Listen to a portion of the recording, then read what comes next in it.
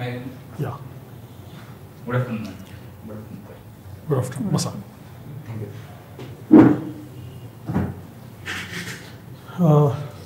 कुठे असता सध्या आपण? सर मी सध्या असिस्टंट कमिशनर GST म्हणून मुंबईला आहे माझं.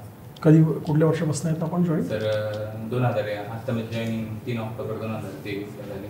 बरं. ट्रेनिंग झाला आहे आपला आधी? तुम्ही डायरेक्ट जॉईनिंग दिलं आहे? नाही सर, त्याची मी नाही तहसीलदार झालो 2020च्या ॲडव्हर्टिजमेंटमध्ये. बरं. त्याचं फाउंडेशन वगैरे मागच्या वर्षी झालं. बरं. ह्या वर्षी मग डायरेक्ट डिस्ट्रिक्ट अटॅचमेंट लागली. डायरेक्ट अटॅचमेंट लागली. सर चार्ज देण्यात आला आहे कुठला आपल्याकडे? नाही सर, अजून चार्ज नाही दिला. बरं. किती दिवसाला मिळणार चार्ज काही माहिती आहे? हो सर, ST होता चार्ज अजून एक महिन्याभरात मिळेल. ओके. काय म्हणजे रेव्हेन्यू डिपार्टमेंट आणि टॅक्स डिपार्टमेंट डिफरन्स काय आहे? सर रेव्हेन्यू डिपार्टमेंट म्हणजे एकदम पीपल कनेक्टेड डिपार्टमेंट हां. आहे. जे आपण ग्राउंड लेवलचे जे प्रॉब्लेम्स आहेत ते सगळे रेव्हेन्यू डिपार्टमेंटकडे येतात. त्यांचं एक मेनली एक ॲडमिनिस्ट्रेटिव्ह जॉब त्यांनी tax collection, tax evasion. Okay. एवढे चेक करतात. आणि टॅक्सचं फक्त कलेक्शन. येस. बरं. आणि काही नवीन इनिशिएटिव्ह आले आहे का सध्या? एनरोल जास्त झाले पाहिजे म्हणून अंडर GST गव्हर्नमेंटचे काही नवीन इनिशिएटिव्ह आहेत का? एनरोलमेंट वाढलं पाहिजे GSTचं असं यासाठी काही? येस सर, ॲमनेस्टी स्कीम म्हणून गव्हर्नमेंटने नुकतीच लॉन्च केली होती. जे समजा जुने पेयर्स ज्यांचा अजून म्हणजे थकबाकी राहिली त्यांना काय करायला थोडंसं कम्पेन्सेट करून थोडंसं कमी करून ॲडजस्ट करून त्यांच्याकडून टॅक्स भरून घेण्याचे रिलेटेड हे आहेत. येस. बरं. तर मग मला सांगा तुम्ही की DYSP प्रेफरन्स दिलेला आहे and now you third time as a appear, बरोबर ना?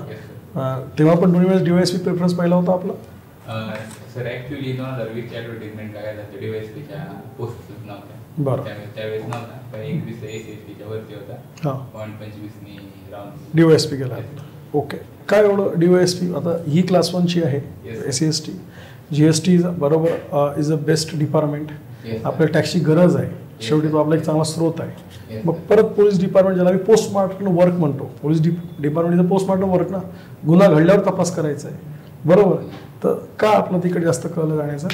With all due respect sir, असं म्हणजे पोस्टमार्टमच आपण म्हणू शकत नाही. आजच्या टेक्नॉलॉजिकल ह्याच्यात आपण प्रेडिक्टिव्ह पोलिसिंग जे आपण म्हणजे प्री सुद्धा अॅनालाइज करू शकतो की एखादं वर्क कसे. आणि सर एक युनिफॉर्म सर्व्हिसबद्दल पहिल्यापासून सर एक क्रेज आहे किंवा तर आदर आहे त्या सर म्हणजे जास्त आहे, त्यामुळे सर मला बरं. सर GST मध्ये सध्या GST नंबरसाठी काय थ्रेशोल्ड आहे? किती तुमचा इन्कम टर्नओव्हर असला पाहिजे? तर जर का तुम्ही गुड्स विकत असतात तर 40 लाखाच्या वरती टर्नओव्हर पाहिजे तुमचा आणि सर्व्हिसेसला 20 लाखाच्या वरती. आणि एखाद्याने घेतलं नसेल तर त्यासाठी आपल्याकडे काय पॉवर्स आहेत एनरोलमेंट करून घेण्यासाठी? सर आता असं पॉवर्स म्हणजे त्याला मग इनपुट टॅक्स IT क्लेम परत भेटत नाही आपला, किंवा म्हणजे मग ते ज्यावेळेस काहीतरी मग प्रकरण पुढे येते समजा बँकच्या रिलेटेड लोन हे नसतात, त्यावेळेस जर का GST नंबर नसेल तर मग त्या फॅसिलिटीज पुढे अवेलेबल जास्त म्हणजे इझिली होत नाही. सध्या एकूण भारताचा विचार केला आपण तर इनडायरेक्ट टॅक्स आणि डायरेक्ट टॅक्स यांच्या तुलनेमध्ये मागच्या बजेटमध्ये आपल्याला कुठला जास्त आहे, इनडायरेक्ट का डायरेक्ट टॅक्सेस? Sir indirect. हे आपल्या अर्थव्यवस्थेच्या दृष्टिकोनातून हे चांगलं आहे का की इनडायरेक्ट टॅक्सेसचा टर्नओव्हर किंवा त्याचं ॲक्युमुलेशन हे जास्त आहे का it is better to have more of direct tax? Actually sir तसं आपण कम्पॅरिझन असं म्हणजे बेनिफिशियरीच्या वेळी काही करू शकत नाही. बिकॉज इनडायरेक्ट टॅक्स ज्यावेळेस आपण एखादा म्हणजे डायरेक्ट टॅक्स कमी असणं आणि इनडायरेक्ट जास्त असणं ह्याचा अर्थ काय होतो की अजून माणसांची पर्चेसिंग पॉवर पॅरिटी केलेली नाही. डायरेक्ट टॅक्समध्ये मेजर आपला इन्कम टॅक्स असतो. इन्कम टॅक्स वाढायसाठी माणसाचं इन्कम वाढलेलं पाहिजे. तर मग सर असं म्हणजे स्टँडर्ड ऑफ लिव्हिंगनी बघितलं तर सर डायरेक्ट टॅक्स हा इनडायरेक्ट टॅक्सपेक्षा जास्त असला तर जास्त इकॉनॉमीला. आपल्या GSTच्या मॉडेलवरती बऱ्याचदा टीका होते की आपल्याकडे स्लॅब्स खूप जास्त आहेत. आपण जर काही परदेशात पाहिलं तर स्लॅब्स हे आयदर सिंगल स्लॅब असतो किंवा पातळपण 2 स्लॅब्स असतात. आपल्याकडे मल्टिपल स्लॅब्स आहेत, त्याच्या मागे कारण काय? सर कॉज जे आपण परदेशात बघतो किंवा वेगळ्या देशात बघतो तर त्यांचं जे कल्चर आणि आपल्या भारतात जे मल्टी डायव्हर्स कल्चर आहे सर, ह्यात फरक आहे की जी गरज आपण म्हणतो आपल्याकडे इतकं पॉप्युलेशन असल्यामुळे इतके वेगवेगळ्या गरजा आहेत माणसांच्या की त्यामुळे सर ते स्लॅब्स जास्त ठेवावे लागतात. आणि जर का आपण सिंगल स्लॅबमध्ये ठेवलं, जसं सर आपण जे आपले रिटेल होलसेलर किराणा दुकानं असतात त्यांच्यासाठी ज्यावेळेस GST आला त्यावेळेस सरकारने एक कॉम्पेन्सेशन स्कीम म्हणून तयार केली. तर कॉम्पेन्सेशन स्कीममध्ये त्यांनी काय सांगितलं, आता समजा आपलं समजा माझं किराणा दुकान आहे तर समजा माझ्या किराणा दुकानात मी आता पार्लेचा बिस्किट पुडा विकतोय, कोलगेट विकतोय, ब्रश विकतोय किंवा अजून वेगवेगळ्या वस्तू समजा मी विकतोय, साखर विकतोय, तर आता प्रत्येकच गोष्टीवर जर का त्यावेळेस म्हणजे सरकारने मग तुम्ही जे सर जसं म्हणले की टीका होते त्यासाठी मी उदाहरण देतो की मग प्रत्येक गोष्टीवर तसा वेगवेगळा जीएसटी होता स्लॅबनुसार. पण किराणा दुकान ही एक बारीक एंटिटी आहे ना, मग सरकारने कॉम्पेन्सेशन स्कीम आणून त्या सगळ्या वस्तू ह्या रिटेलवाल्यांच्या एकाच स्लॅबमध्ये बसवल्या आणि त्या स्लॅबनुसार एक ऍव्हरेज स्लॅब झाला. मग कधी कधी असं होऊ शकतं की साखरेवर 5% जीएसटी होता, कोलगेटवर 10% होता, म्हणजे 7.5% त्यांनी पूर्ण त्यांना हे केलं. म्हणजे तर सरकार त्याच्यावर असं वर्क करते. राज्यांची सुद्धा बरेचदा तक्रार असायची की आम्हाला जीएसटी मध्ये ट्रान्झिशन केल्यानंतर आम्हाला हवा तसा रेव्हेन्यू रिअलायझेशन होत नाहीये आणि केंद्राकडनं आम्हाला त्याचा कॉम्पन्सेशन मिळत नाही. आता सध्या त्याची स्थिती काय आहे? सर कॉम्पेन्सेशनचं जेव्हा आपण ऍक्ट पास केलं 2017 त्यानंतर सर म्हणजे ज्यावेळी जीएसटी आलं त्यावेळेस त्यांचं असं हे झालं की महसूल तर बुडणार आहे, कारण की नवीन अजून जर काही रजिस्ट्रेशन ह्याच्या प्रोसेसमुळे प्रॉब्लेम होतो. तर मग अजून केंद्र आता ते जीएसटीचे जे क्लेम्स आहेत ते देते कॉम्पेन्सेशन म्हणून, बट सर अजून पूर्ण जे आपल्याला कॉम्पेन्सेट व्हायला पाहिजे तितकं झालं नाही राज्यात. आणि सर बेसिकली त्याचा महाराष्ट्रासारखे जे उद्योग प्रगत राज्य आहे त्यांना सर याचा जास्त तोटा होतो. अच्छा, तुम्ही MSc ॲग्रिकल्चर केलेलं आहे. Yes sir. अशोक दलवाई समितीबद्दल वाचलंय तुम्ही? सर डबलिंग फार्मर्स काही ठळक त्याच्यातले रेकमेंडेशन सांगू शकाल? ऍक्च्युअली सर सॉरी आता ठीक आहे. शक्य आहे पुढच्या 3 वर्षांमध्ये आपण फार्मर्सची इन्कम डबल करू शकू, जे नवीन आपण टार्गेट ठेवले? हो सर, म्हणजे 3 मध्ये सर प्युअरली 3 मध्ये आपण नाही म्हणू शकत, पण सर जर का आपण प्रॉपर इफेक्टिव्हली प्रॅक्टिसेस वापरले तर मला असं वाटतं की 2030 पर्यंत सर नक्की इन्कम डबल होऊ शकतो. तुमच्या वडिलांचं प्रोफेशन तालुका ॲग्रिकल्चर ऑफिसर आहे असं म्हणताय. तर ॲग्रिकल्चर जे ॲक्च्युअल फील्डमध्ये जेव्हा एखादा शेतकरी शेती करतोय आणि ऑफिसर्स म्हणून त्यांच्याकडे काही वेगळा एक कामाची पद्धत किंवा काय एरिया कव्हर करायचा आहे पोस्ट वाईज ते ठरलेलं असतं. तर ॲक्च्युअल शेतकऱ्याच्या ज्या समस्या आहेत त्या आणि सरकारकडून ज्या राबवल्या जात आहेत त्याच्यात काही तफावत आहे असं तुम्हाला वाटतं? येस मॅम, ऑब्व्हियसली तफावत आहे. म्हणजे सर ती प्रत्येक फील्डमध्ये असते तफावत म्हणून किंवा जो काय आहे. तर म्हणजे स्पेसिफिकली जर काय ॲग्रिकल्चर बद्दल सांगायचं म्हणलं तर मी तुम्हाला सर मॅडम आमच्या तालुक्यात एक्झाम्पल घेऊन सांगतो. मी श्रीगोंद्यात आहे. तर श्रीगोंदा तालुका म्हणजे सर पुण्याच्या एकदम बाउंड्रीवर आहे. एकीकडून दौंड एकीकडनं शिरोली मध्ये श्रीगोंदा आहे. तर जी श्रीगोंद्याची पुण्याच्या साईडला जी लागूनची बाउंड्री आहे ती सर भीमा नदीच्या ह्याच्यामुळं पूर्ण सर म्हणजे वेल वॉटर्ड एरिया आहे. पण जो मग आमचे गाव जे येतात जी कर्जत जामखेडच्या साईडने किंवा नगर साईडने तिथं सर म्हणजे पाण्याचा ॲक्यूट क्रायसिस प्रॉब्लेम आहे. मग जेव्हा समजा आता एखादा आपण आधी तालुका हा हे पकडायचं की दुष्काळग्रस्त जाहीर करण्यासाठी म्हणा किंवा हे, तर मग त्याचा ॲव्हरेज जास्त असल्यामुळं मग ह्यांना थोडक्यात असं झालेलं आहे की ह्याला गरज नाही. मग ते तिकडचा भाग ड्राय असल्यामुळे सर पण तिथं ॲक्च्युअली गरज असायची. मग सर असे प्रॉब्लेम होतात. मग त्याच्यावर MS स्वामीनाथन समितीने 2004 मध्ये हे सांगितलं होतं की तुम्ही मग तालुका हे घटक धरण्यापेक्षा एखाद्या एरियाला ड्रॉट प्रोन घोषित करण्यासाठी किंवा त्याला जे स्कीम्स आहेत ह्या देण्यासाठी तुम्ही विलेज हा घटक पकडा. तर मग असं जर ह्या डिफरन्सेस पडतात मध्ये. ओके, तुमचा फर्स्ट प्रेफरन्स DYSP आहे. तर क्राईम्सचे पण वेगवेगळे प्रकार असतात. तर त्याच्यामध्ये सायबर क्राईम हा एक सध्याचा शहरामध्ये स्पेसिफिकली जाणवणारा भेडसावणारा खूप मोठा प्रश्न आहे. तर सायबर क्राईम बद्दल तुम्हाला काय माहिती आहे का? त्यात काय प्रकारच्या केसेसमध्ये जास्त वाढ झालेली आहे? रिसेंटली रिव्ह्यू पब्लिश झालेला आहे आणि त्याच्यावर तुमच्या डोक्यामध्ये काही उपाययोजना आहेत का?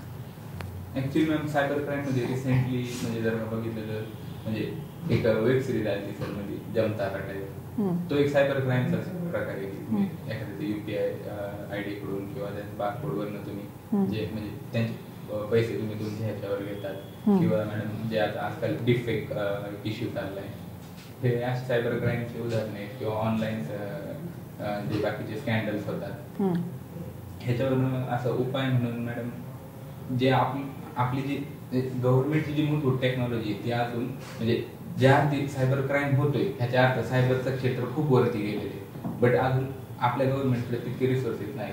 तर मग आपण जर का आपल्या ह्यांना जर का पोलिसांना एक वेनी स्मार्ट केलं तर मॅडम जास्त मग आपण ह्याच्यावर कंट्रोल करू. पोलिसांना स्मार्ट कसं करता येईल? Madam smart not in the typical sense smart, but you can say yes digitally smart म्हणायचं. यस मीन्स आपण त्यातला समजा प्रत्येक लेटर वाईज घेतलं तर सेन्सिटिव्ह, मॉडर्न, अकाउंटेबल, रिलायबल आणि टेक्साईल. Okay okay. इंटरनल सिक्युरिटी शब्द ऐकला? Yes ma'am. काय आहे इंटरनल सिक्युरिटीचा थ्रेट भारताच्या दृष्टीने? मॅम जे आपले बॉर्डर चे जे स्टेट्स आहेत त्यांच्यात जे म्हणजे असं सेपरेटिस्ट मुवमेंट आहे त्याला त्याबद्दल मॅडम इंटरनल सिक्युरिटी. बरं, मला सांगा नक्षलिझम माहिती आहे? Yes ma'am. ओके. सो नक्षलिझम किंवा नक्षलाईट ही जी मुवमेंट आहे ती आणि कम्युनिस्ट आयडियोलॉजी ह्याच्यात फरक आहे का?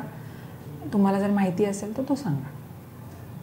मॅडम फरक आहे की म्हणजे कम्युनिझम हा एक पॉलिटिकल वे टाईप आहे आणि नक्सलाइट्स हे त्यांचं म्हणजे पर्सनल एक मोटिव्ह होता. जस्ट काय झाले त्यांचे इंटरेस्ट थोड्याफार प्रकारे अलाइन झाल्यामुळे आपण त्यांना एक म्हणून बघतो. बट कम्युनिझम हे कसं म्हणजे जसं आपण चायनामध्ये बघतो की जसं एक प्युअर कम्युनिस्ट सरकार आहे. आपले केरळ राज्यात ते कम्युनिस्ट गव्हर्नमेंट आहे. हे एक म्हणजे प्युअरली पॉलिटिकल हे आणि नक्सलिझम प्रायव्हेट ओरिएंटेड मुवमेंट. तुमच्या हॉबीमध्ये तुम्ही फुटबॉल लिहिलेला आहे. येस.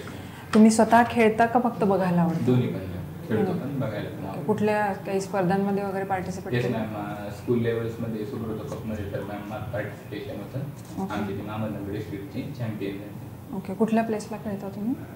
Centre forward. ओके. तुमचा आवडीचा आंतरराष्ट्रीय राष्ट्रीय कुठला खेळाडू आहे? Yes ma'am. इंग्लंडचा captain former captain Wayne Rooney. Okay. त्याची काय स्पेशालिटी आहे? मॅम वेन रूनी एक सेंटर फॉरवर्ड होता.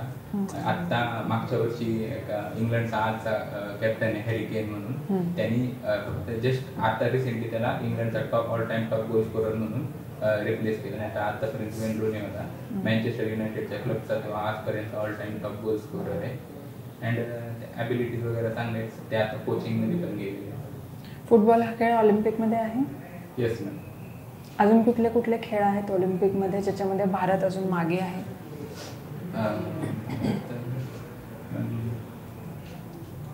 तसं तर म्हणजे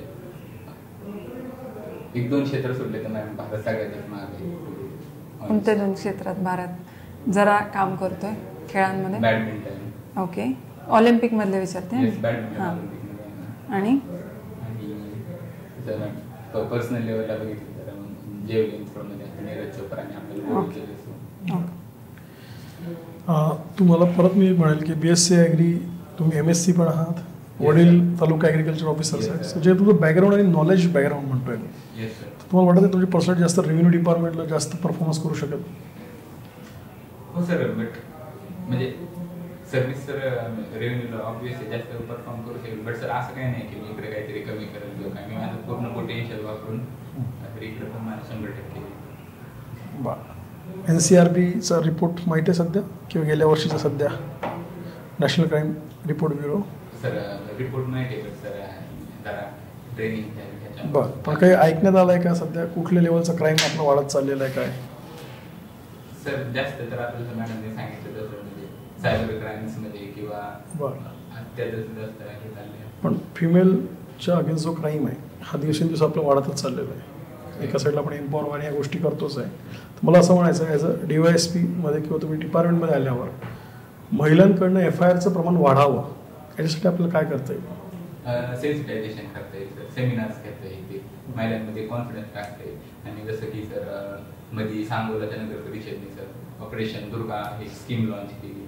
म्हणजे बेसिकली ती FIR वाढण्यासाठी टाईप नाही आहे. बट एक जे आपण कॉन्फिडन्स म्हणतोय का महिलेमध्ये टाकण्याचा त्यांनी तर एक म्हणजे तिथले जे CEO केंद्रे सर म्हणून त्यांनी ही स्कीम आणली आहे की ऑपरेशन दुर्गामध्ये की मुलींना कराटेची ट्रेनिंग द्यायची किंवा हे.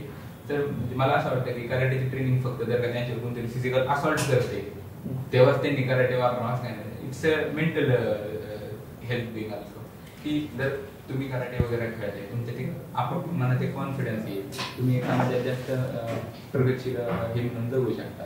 तर मग त्याच्यातनं सर असं आपण महिलांचं ॲक्च्युअल एम्पॉवरमेंट करू शकतो.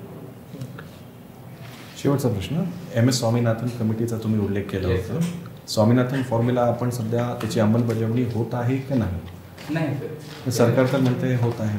Actually sir to be honest MS Swaminathan रिपोर्टबद्दल म्हणजे त्यांची एकच म्हणजे मी मेन रेकमेंडेशन सांगेल. त्यांनी सांगितलं होतं की MSPच्या म्हणजे त्यांची खूप रेकमेंडेशन द्यायची की सगळ्यात मेन त्या म्हणजे MSPला 1.5% सॉरी कॉस्ट ऑफ प्रोडक्शनच्या 1.5% तुम्ही MSP द्या. तर गव्हर्नमेंट ज्यावेळेस BJPचा 2014 इलेक्शन मॅनिफेस्टो होता त्यात त्यांनी सांगितलं होतं की आम्ही देऊ. पहिल्या वर्षी आल्याला तर तसं काही झालं नाही. मध्ये तर त्यांच्या ॲग्रिकल्चर मिनिस्टरची अशी घोषणा होती की MS स्वामीनाथनच्या रेकमेंडेशनचा काय करतात आमचे काही काही राज्य त्याच्यापेक्षा जास्त देत आहेत. पण ॲक्च्युअली म्हणजे काही काही राज्य पॉलिटिकली मोटिवेटेड स्टेटमेंट होतं. जसं की मध्य प्रदेशमध्ये त्यांनी हे केलं आणि त्यावेळेस मग ज्या राज्यात त्या ह्याच्यापेक्षा जास्त दिलं जायचं तर सेंटरला काय करावं लागायचं. सेंटर काय म्हणायचं की ते जी वरचा जो भाग आहे जास्त देण्याचा तो स्टेट्सने द्यावा. परत मग एखाद्या स्टेटने दिलं तर दुसऱ्या स्टेटमध्ये त्याचा इम्पॅक्ट होणार नाही म्हणून त्यांनी ते परत त्या स्टेट्सला बंद करायला लावलं. आणि आज परत त्यांच्या मॅनिफेस्टोमध्ये असे आहे की जे 3 राज्यात आमची निवडणूक आता आहे त्यांनी हे केलं तर आम्ही त्याच्यावरती तुम्हाला इन्सेंटिव्ह देऊ. बट ॲक्च्युअली सर ते ग्राउंड लेवल इम्प्लिमेंट होत नाही. Thank you so much. Thank you ma'am. Good day.